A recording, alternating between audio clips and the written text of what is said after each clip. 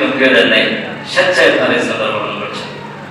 ঠিক আছে, আপনার এখানে নোটারিতে নাম পরিবর্তন করে নতুন নাম দেওয়া হয়েছে মোহাম্মদ আব্দুর রহিম, আর আপনার নাম মোহাম্মদ হোসাইন, ইমাম হোসাইনের নামে। বলেন আলহামদুলিল্লাহ।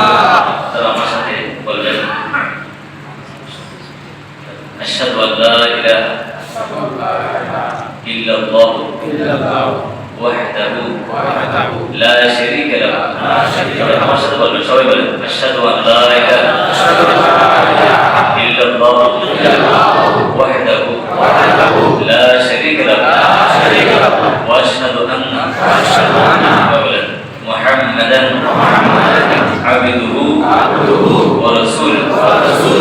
আমি সাক্ষ্য দিচ্ছি যে আল্লাহ ছাড়া কোনো ইলাহ নেই, মাবুদ নেই, উপাস্য নেই। তিনি এক ও অদ্বিতীয়, তার কোনো শরীক নেই।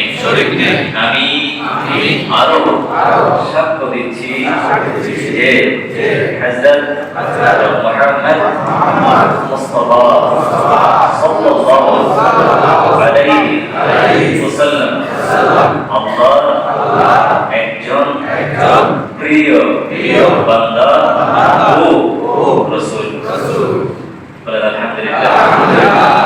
এখন থেকে আপনারা দুইজন মুসলমান হয়ে গেলেন।